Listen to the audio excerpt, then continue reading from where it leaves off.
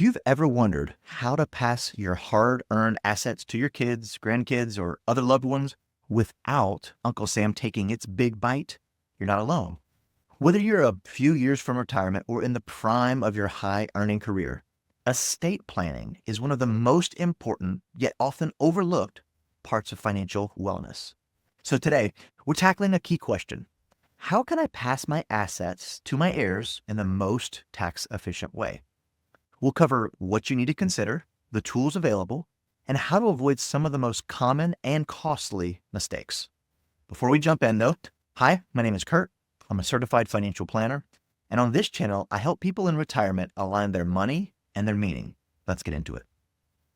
Let's start with the big picture. You've spent a lifetime building wealth, but if you don't plan carefully, taxes can significantly erode the wealth when it's transferred to your loved ones. So depending on your estate and how it's structured, your loved ones may face federal estate taxes of up to 40%, state level inheritance or estate taxes, and income taxes on certain inherited accounts like traditional IRAs. The good news is that with a little planning, you can minimize that tax burden and ensure more of your money goes to the people and the causes you care about most. So first, it's important to understand the federal estate tax exemption. So as of right now, the exemption is almost $14 million per individual, but it's projected to drop to $6.8 million unless Congress takes action to extend that current higher limit. That means if your estate is worth less than that amount, it won't be subject to federal estate tax. But if it's worth more, any excess could be taxed at a rate of up to 40%. For married couple, there's good news. You can double your exemption with proper planning, and we'll get into that in a moment. First, one of the simplest and most powerful ways to reduce your taxable estate is by gifting assets during your lifetime.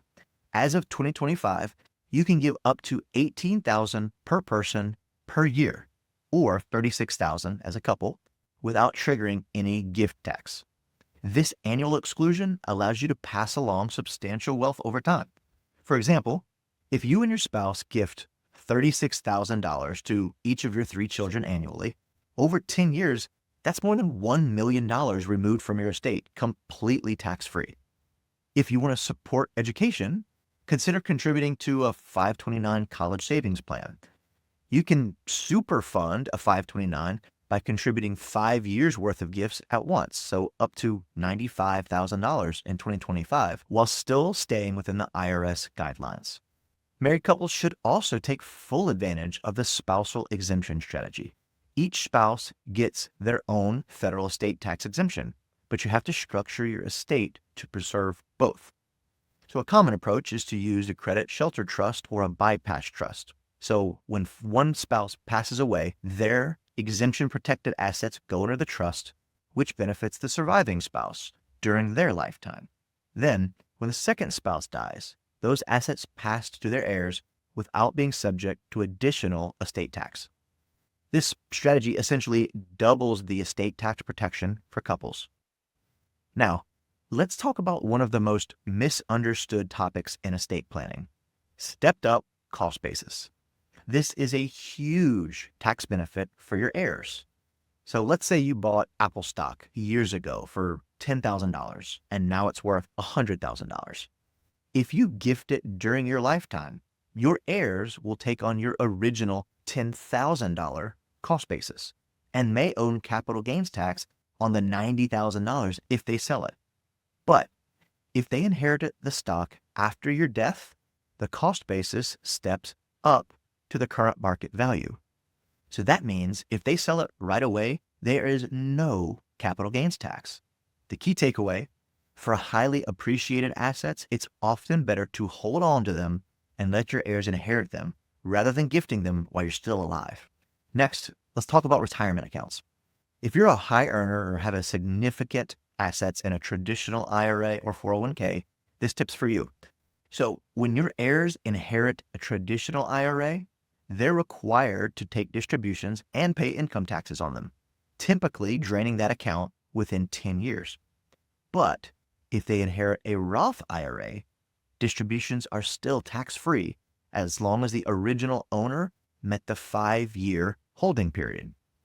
A smart strategy for many pre-retirees and high earners is to consider Roth conversions during low income years, like in early retirement. So in that case, you would pay the taxes now, but your heirs can benefit from a tax-free withdrawal later. And you might reduce the size of your taxable estate at the same time. For high net worth families, especially those whose estates exceed federal exemptions, irrevocable trusts are a really valuable tool.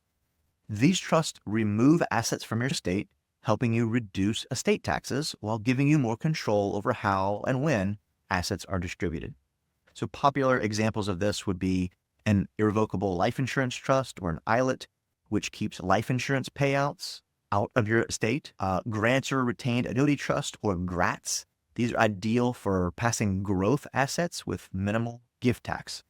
These types of strategies can be complex, so it's really important to work with an estate planning attorney and a financial planner to make sure they're really aligned with your overall goals. Now, let's talk about something that's both meaningful and tax smart: charitable giving. If you're already charitably inclined, you can use tools like donor advised funds, or DAFs, to get an immediate tax deduction, avoid capital gains on the appreciated stock, and support your favorite cause over time. If you want to go even further, a charitable remainder trust can provide income to you during your lifetime, with the remainder going to charity after your death. These tools let you give back while also reducing your taxable estate and potentially creating income streams during your retirement. Next, a quick but really critical reminder: do not forget your beneficiary designations. Assets like IRAs, 401ks, bank accounts, life insurance policies, those all pass directly to your named beneficiaries, bypassing probate entirely. So make sure those are up to date and aligned with your overall estate plan. Life changes like marriage, divorce, a birth of a child or grandchild can make your old designation out of date and potentially problematic. So a simple review every year or two can save your heirs from headaches and delays. So let's recap the key points here. First, know the value of your estate and whether you might face really high estate taxes. Use annual gifts and education savings plans to reduce your estate during your lifetime. And if you're married, structure a estate plan to use both spouses' exemptions. You want to hold on to highly appreciated assets so that your heirs can benefit from that step up in basis. Consider Roth conversions for tax-free inheritance, and explore trust to protect assets and control your distributions. Remember, you want to use charitable strategies to support causes you love and potentially lower your tax bill. And finally, keep your beneficiary designations updated. Now, there's no one-size-fits-all solution here. Your family dynamics, financial situation, and even your state of residence all play a role here. But what is universal is this: the earlier you start planning, the more options you'll have, and the more peace of mind you'll enjoy. If you want to learn more about aligning your money and your meaning, hit the subscribe button. Your future self and your future heirs will thank you. We'll see you next time.